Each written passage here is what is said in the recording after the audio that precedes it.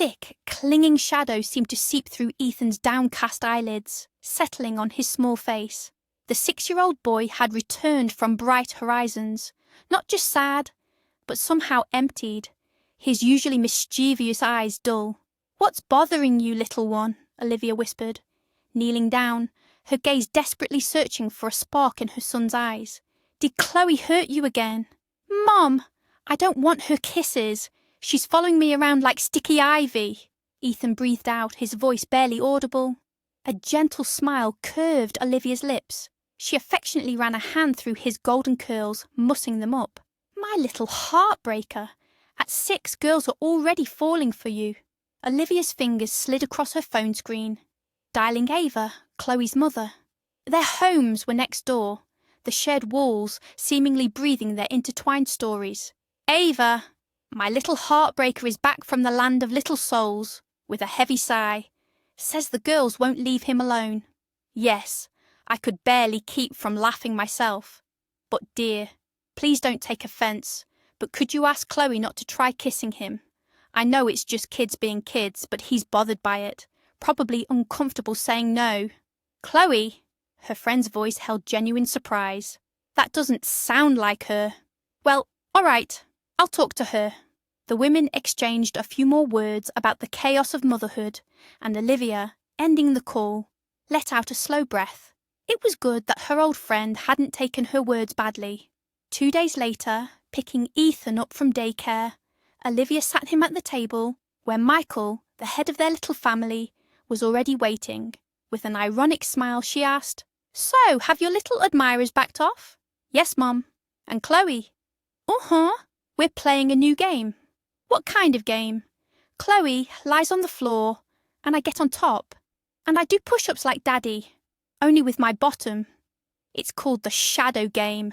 The ladle trembled in Olivia's hand, nearly slipping. Her smile vanished, revealing a frozen expression of horror. She looked over at a stunned Michael and swallowed hard, a lump caught in her throat.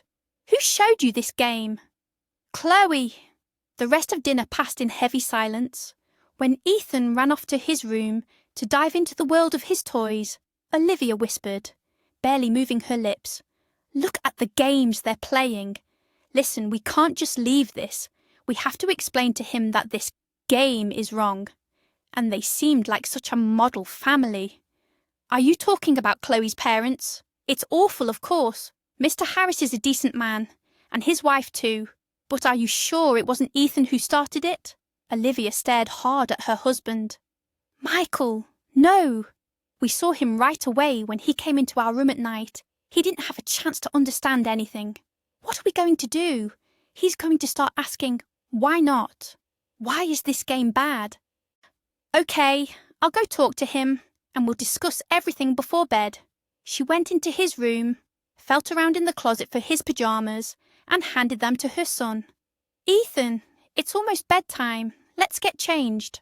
The boy pulled down his pants, and Olivia saw 2 large purplish bruises on his thin legs. "Where did these come from?" "I pushed Chloe, and she pushed me. I fell on the blocks. Mom, I don't want to kiss her." "And where was the teacher?" "She wasn't there. She left." Olivia looked at the clock. Almost 9. Tomorrow she would definitely talk to the teacher. Something like this couldn't go unaddressed. Mrs. Albright, after hearing Olivia's story, raised her eyebrows in surprise. That couldn't have happened. Chloe is a wonderful girl, and so is Ethan. Playing something like that. They're just little kids. They don't even know about things like that. Ask Miss Taylor. Maybe it happened on her shift. Olivia nodded, kissed her son on the top of his head, and hurried away. That evening, picking up Ethan, she approached the evening teacher. "Miss Taylor, my son is talking about some strange games. It's even awkward to say, a boy lies on a girl like they're doing adult things. You didn't notice anything?" "How awful. No, we don't teach games like that here. I'm always with them, and if I had noticed something, could Ethan have made it up? Maybe he saw it on television. You know how sometimes there are suggestive scenes in movies." The woman spoke so convincingly that doubt crept into Olivia's heart. Maybe he really had made it up. "All right, thank you. If you notice anything like that, Please tell me, okay? I'll talk to him." "Absolutely," Miss Taylor exclaimed warmly, shaking her head again and heading towards the children. Olivia didn't know what to think. She decided to watch her son, every day asking, "What did you do at daycare?" She would hold her breath, waiting for the answer. She'd get the usual innocent responses. They drew, they jumped, Oliver brought a cool car from home. She'd breathe a sigh of relief, convincing herself that this terrible story was over. Until a storm erupted in the parents' chat group. Children were returning home with marks, purplish, blue, like the signs of invisible battles. And worst of all, they were blaming Ethan for everything. "Your son hit my Lucas! Explain to your offspring that you shouldn't hurt others. Otherwise I'll explain it to him myself, in a way he won't forget." Olivia frantically typed replies. "Ethan couldn't have. He's a kind boy. He even feels sorry for a little spider in a fairy tale, and the teachers only say good things about him." And in response, "I don't know what's happened to him, but he's become aggressive. He gave Sophie a bruise on her arm and threw a car at Noah. Maybe that's what you do in your family. He must be getting it from somewhere." And then came the advice on how a woman should behave if things are bad at home. Moms were throwing around phone numbers for psychologists, counselling centres. One even recommended a psychiatrist for children with developmental disorders. The friendly bullying began. Slow, suffocating. Olivia walked into the daycare, hiding her guilty eyes. The conversation with her son had yielded nothing. "Ethan, sweetie, I was told you're hurting kids at daycare. Is that true?" Her son was silent. He turned away and started rolling a toy car across the floor. "Sweetie, please tell Mom. Maybe they're hurting you and you're just responding." The boy didn't want to talk for a long time. Olivia tried everything: strictness, affection, and gentle urging. The child's confession stunned her. Reluctantly, shyly, he mumbled, "Chloe tells me who I should hit. And you listen to her. Why?"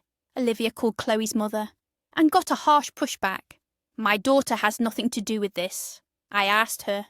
Ethan really is hitting other kids. He says Chloe points them out to him." "That's not true. I asked my daughter. She says she doesn't even talk to Ethan anymore." Michael sat at the table, tinkering with a broken printer. Olivia entered, trembling with worry. "What should we do? Ethan won't talk. And what if he's being bullied there?" "Well, we could go see Director Jenkins, the headmistress, and complain." "Is the evening teacher, Miss Taylor, new?" "Yes, she's only been here a month. I'd better talk to Mrs. Albright. Maybe she'll suggest something helpful." Hearing the question, the older woman thought for a moment. "Yes, Ethan really has changed. He's become more withdrawn, doesn't interact much with the other children. Yesterday, I had to break him and Lucas up. They were kicking each other. It all started over a toy. If I were you, I'd see a psychologist. Many parents are complaining about Ethan." Her husband found Olivia in tears. "Why did he change? Everything was fine before." "Olivia, you know, maybe it's not his fault. We should really see what's going on in the group. They won't let us in there. But we could give him a voice recorder." Olivia gasped. "How?" "We'll hide it in his favourite bunny, Tommy, and send it with him. I'll search online to see what kind we need." Olivia sat in the kitchen, her head in her hands. How had this happened? How had her son, so kind, sensitive and gentle like a little bunny, started hurting other children? Who taught him? Or maybe some illness was developing.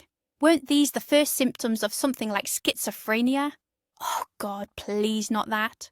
Or maybe he wasn't getting enough attention.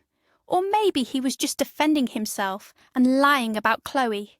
Her husband distracted her from her bitter thoughts. "Okay, I'm heading out. I'll be back in about an hour and a half. Prepare Tommy in the meantime."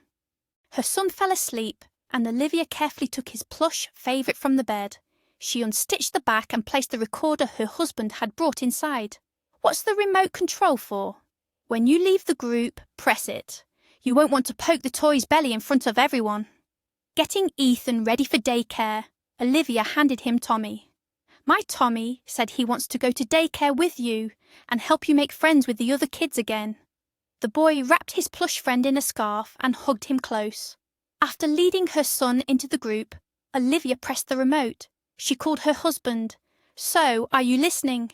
Yeah, they're having breakfast right now. Michael had taken time off work, especially to help his wife. He sat at the computer playing virtual tanks while listening to everything happening in the group. Games, getting ready for outdoor time. Nothing out of the ordinary. But then the second teacher came in. Michael recognised her by her sharp, unpleasant voice. All right, what's this mess? Whose bunny is lying around here? It's mine, Ethan replied. I told you not to bring toys from home. What if your bunny has fleas? All the girls will have their heads shaved and rubbed with stinky poison.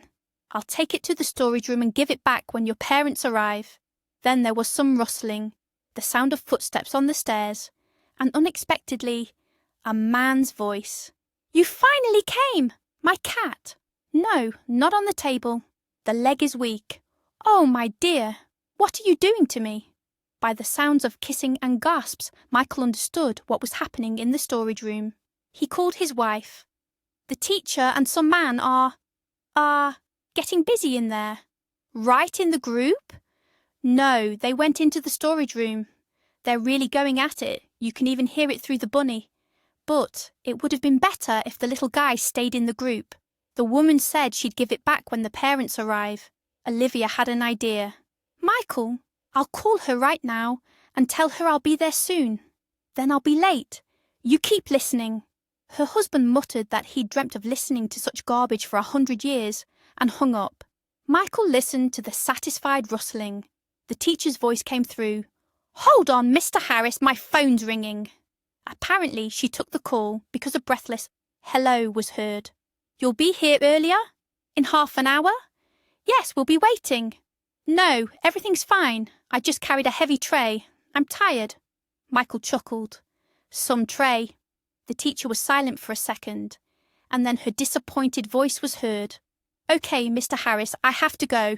But I wasn't finished. We'll meet tomorrow.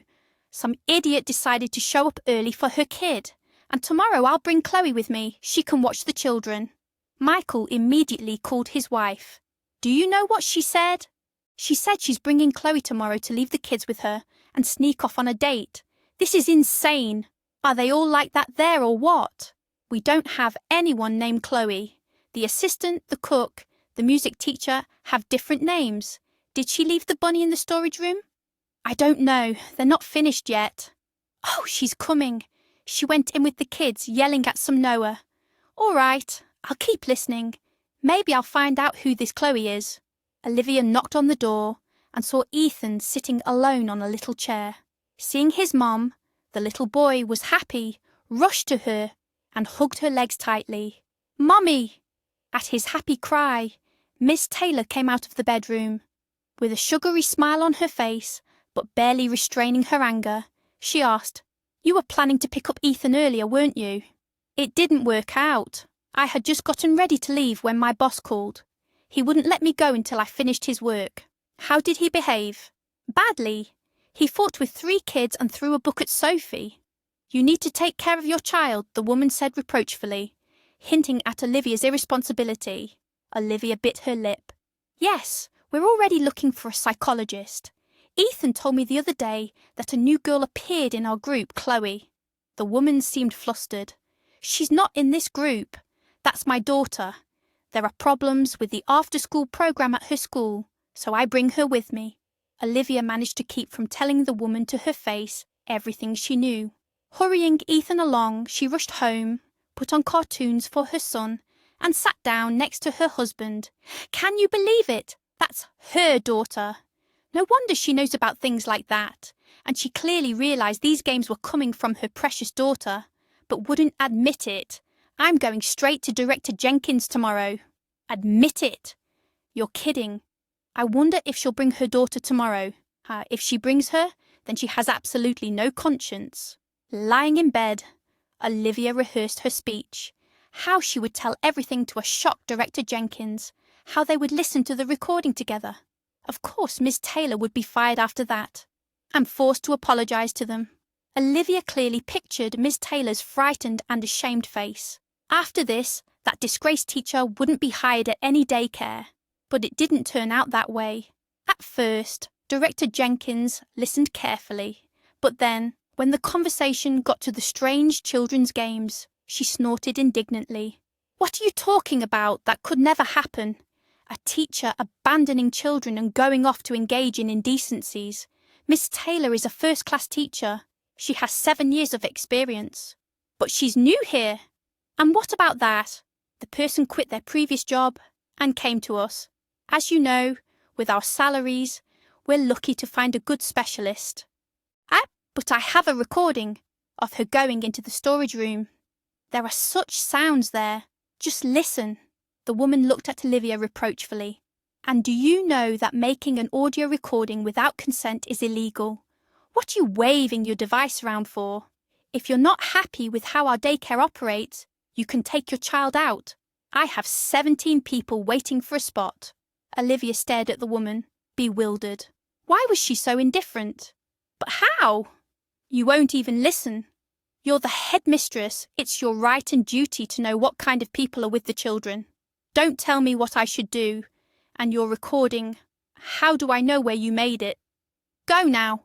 We won't have a productive conversation. If you're thinking of leaving us, I won't stop you." Olivia ran out of the building, unable to hide her emotions.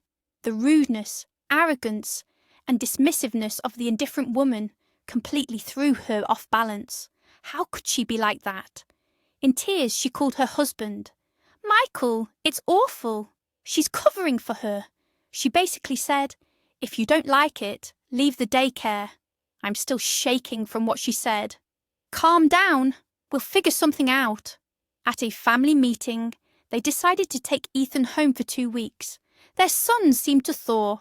He was smiling again, and the wary look in his eyes disappeared. Seeing how happy he was not to be going to daycare, his mother's heart ached. "Michael, what are we going to do? Take him out of daycare? But what about work?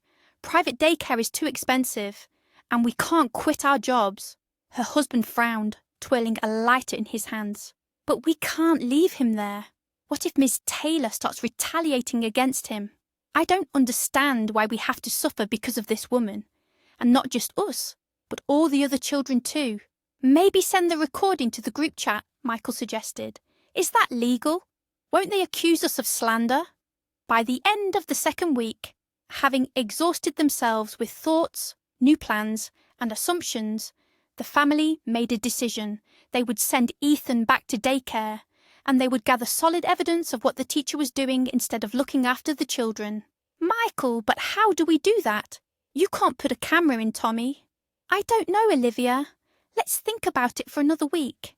With a heavy heart, Olivia took her son to daycare. On the way back, she called Ava. "Ava, there's something I need to tell you. I think I figured out why Ethan blames everything on Chloe. Are you home? Can I drop by for about 20 minutes? The conversation dragged on until lunchtime. Her friend, after hearing the story, didn't entirely believe it at first, but after hearing the recording, "Olivia, this is just awful. And Director Jenkins dismissed you like that? You need to send this recording to the prosecutor's office, that she's covering for her relative." "Relative? You didn't know? This Miss Taylor is Director Jenkins' niece. What a piece of work. Now it makes sense why she acted like that towards me." "But Ava, an audio recording isn't solid proof. We need something more substantial. Let's send this recording to the group chat right now. It's a shared problem. We need to tackle it together." And briefly outlining the situation, Ava sent the file to the parents' chat group. Phones were pinging every half minute. This news simply exploded the group. Some didn't believe it and started defending the teacher. But the majority, stunned by the situation, were ready to fight. What outraged the parents most was Director Jenkins' indifference. "We need to get both of them out. Who knows what else they're hiding from us?" One of the dads asked, "But how do we get the evidence?" "We need to install a camera, in the storage room too. But how will we get in there?" And then silence, until one of the parents suggested, "Maybe not in the storage room, in the hallway, with the camera facing the door. They'll go in, and it will be clear enough." Messages flew into the chat. Who knows what's in there? Or where they cook and store food, or the laundry room. Definitely the laundry room. They cook in the evening too, but the cleaner does the laundry and drying, and she works until 2. And we need to put a camera in the group room too. How can we get in there unnoticed? Look, they go outside for playtime. There's no one in the group room. Let's have someone who can come at that time and install them. Or even better, 2 people, so one can keep watch. Good plan. So we need 2 cameras. How much should we chip in? Olivia felt like she was the centre of attention. Not that she particularly liked it. Of course, people praised her. If it weren't for you, no one would have known about the terrible things happening in the group. But she wished none of it had happened at all. 3 days later, the cameras were bought. 2 dads installed them in the group room, hiding them in the curtain rod. They installed one in the corridor when the last children were being picked up. One of the moms distracted the guard, engaging him in a tedious conversation about security measures. Chloe's father, who ran a private security firm, connected the 2 cameras to an online live stream with recording capabilities. The first half of the day went fine. The teachers changed shifts during nap time. When the children woke up, they seemed subdued, as if afraid of angering Ms. Taylor. A boy of about 12 entered the group room, leading a little girl with white bows by the hand. "Mom, okay, I'm leaving now. Chloe got her jacket dirty, I swear. It wasn't my fault." "Go, but be home by 8. Ms. Taylor hugged the girl and glanced at the clock. "Go, change and eat. I left you something." The girl went into the little sleeping room and returned half an hour later. "Here, I left a book. Read to them while I step out for something. Okay, children, everyone listen to Chloe. I'm just going to see the nurse and then I'll be right back." The woman picked up her phone and called someone. When she left, the children quieted down. For the first few minutes, Chloe did as her mother had told her. Then she peeked out, looked at the stairs, and coming back in, put the book down. She walked over to Ethan and started her game. "Everyone listen to my fiancé. I'm the queen, and he's your king. Why are you standing there? Ethan, take the bracelet from her. It's mine now." A lump rose in Olivia's throat seeing her son meekly doing everything the girl ordered. Ethan walked over to Sophie, who handed over the little bracelet without a fight.